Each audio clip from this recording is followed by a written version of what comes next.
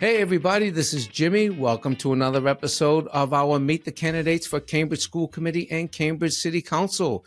Right now, my guest is a first-time candidate for Cambridge City Council.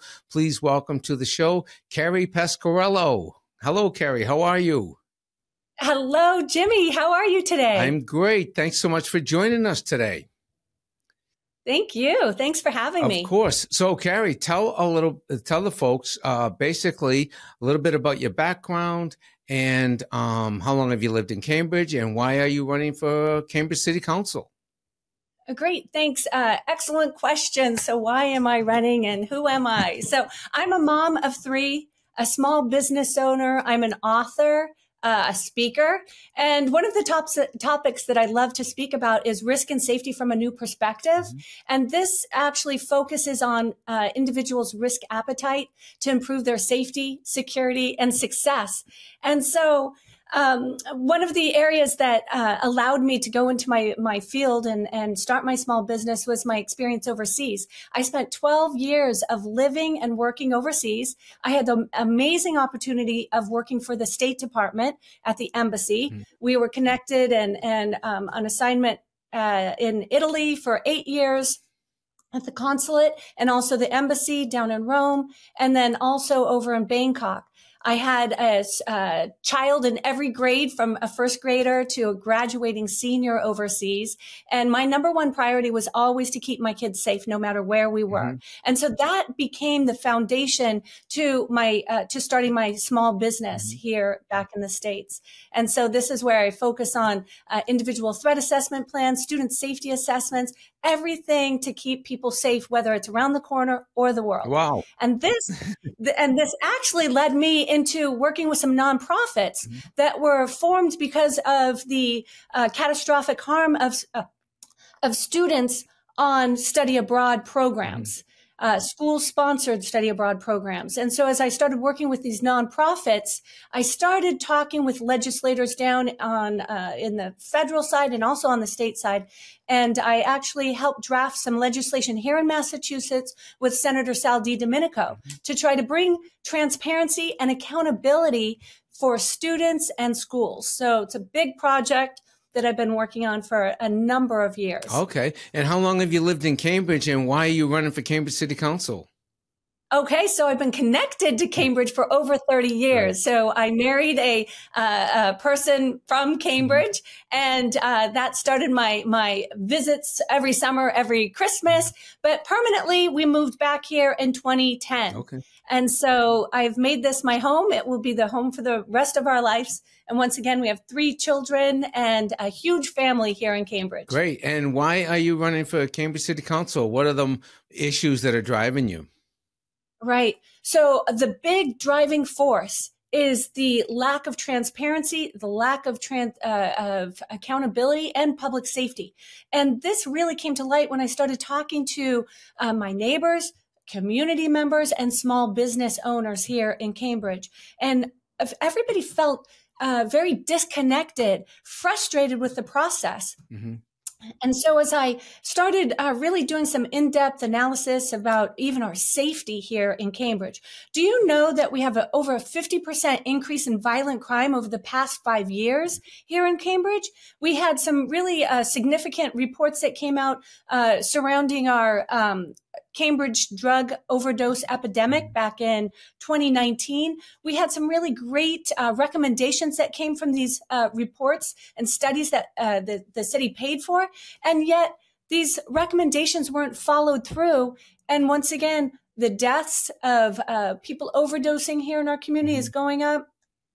And our crime rate is going up. So I knew I could do something about that. I know with the background that I have with my safety and security, but also my advocacy work for others. So this is a whole nother area that I've worked in here in the Boston area in Cambridge with the Boston Area Rape Crisis Center. So I was a counselor, a 24-hour line. I manned the 24-hour hotline, did community awareness and prevention programs, but also facilitated the survivor speakers. And so when you get into a community, It's really important for me to really look at the holistic health of the community by the most vulnerable in it. Mm-hmm. And so as I look around our community, I see so many vulnerable, whether it's our homeless, whether it's our drug addicted, whether it's the mental health issues. And I know we can do a better job of lifting these people up and really helping our community with transparency, accountability, and public safety, and incorporating that all into good governance. So that's it in a nutshell. So I would take it those would be your top 3 to 5 priorities: accountability, transparency, and what else? Right. So transparency, accountability, public safety, good governance. Mm-hmm. So, I mean, just as an example, and when we talk about, for instance, maybe the first thing I'd like to do if I'm elected, I would really like to see our community website, our Cambridge website, be up to date and user friendly. Because I was talking the other day with a MIT grad student, and he was trying to find a policy. He was trying to find who put the policy order through. He was trying to find some, relevant information that he was researching. And after he took so much time trying to find these answers, he finally gave up. And so if we have a MIT grad student that can't find the information on our website, that's a problem for us all. I mean, that means the average person who's just trying to get some information about a policy order, about something happening in our city, maybe going on to give public comment, all these different things that people want to do within our city to bring us together. It's too complicated. So with almost $1 billion budget, we can create a better space where we can engage our community, make sure that everybody can come to one spot to make sure that all of our information is easily accessible. And that also goes into some of the other, individuals that might not have computers in their home, maybe our seniors. We should have a way for them to be able to get information as well. So I was, strategizing some ideas on that, and I would be sure to help in that area if elected. But there's also other areas that, I want to focus on, and that's mitigating our climate risks, making sure that we're looking at our affordable housing, youth empowerment. There's so many different issues that we can really be a stellar community here and uplift everybody. To give me some examples of some things you think the city's doing really well. Well, I tell you, right now we have the new program for our preschool, right? Our pre-K that's going into effect, and that is huge. We need to make sure that we're giving those extra bits of education to our youth before they actually get into school. So, but the other issue is our after school empowerment programs. This is something that we really need to increase because there's a lot of parents that I've talked with that said that they wanted to get their students into the aftercare or the after school programs, and there just aren't enough slots. And that goes also with our universal pre-K that I was talking about just a moment ago. We want to make sure that it's available for our 4-year-olds. Making sure that they have the foundation that's available for them to, exceed in their education. And right now we're spending over $30,000 a student. We have to make sure that that money is being really well spent. And I know right now a lot of people have the issues with the algebra that has been taken out of the curriculum. And we need to get that back in, and we need to make sure that all of our students have a great foundation before they step into high school.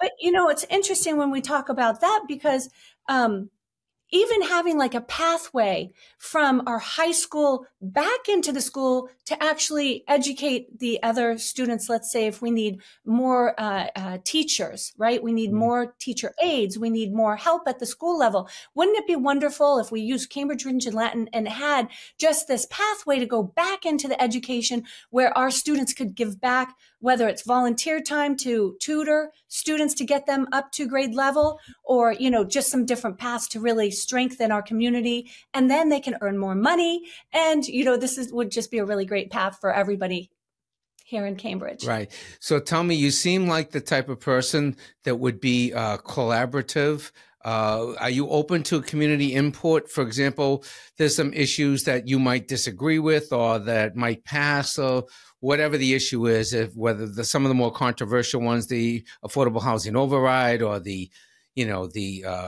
a bicycle safety ordinance. Are you open to community input around those issues, even though you might feel a certain way? And do you have a sense of flexibility that you could work with others and listen to others? Absolutely. It's all about diplomacy. Mm-hmm. It's about diplomacy and decorum. It's about getting into meetings and having conversations, problem solving, and then collaborating. And that is one of my specialties. I've gone into, to work in some of the most diverse and different areas of the world. And this is how we bring people together. We have to sit down. We have to have these hard, difficult conversations. Mm-hmm. And, in my line of work, I have hard, difficult conversations. My conversations can surround domestic violence, sexual violence, human trafficking. These are significant, difficult conversations that I have with people on a daily basis. Mm-hmm. And so for me to go in and have a conversation to understand what the other person is thinking and where they're coming from will help us be able to collaborate together. And that's what it's all based on, mm-hmm. listening to somebody else's perspective of why they're in their shoes and why they think the way that they do think. Mm-hmm. And then being able to share how I think, and then to collaborate, making sure that we can come up with solutions, problem solving. This is what it's all about, is that collaboration. And I would be thrilled to do it with any of the newly elected individuals or the others that are already on the council. All righty. So, Carrie, tell people where they can find out more about you, and please just give a closing statement right now. Like, where can they, how can they volunteer or donate or, get a yard sign or whatever? Where can they do that? Awesome. Come to carriecaresforcambridge.com, and you can find all the information there, more information about me, connect with me, email me, and I'm ready to work. Great. Well, thank you so much, Carrie, for joining us today. I will see you on the campaign trail. Congratulations on being a first-time candidate, and I will see you on the circuit. Thanks a million for joining us, and good luck. Thank you so much. All the best.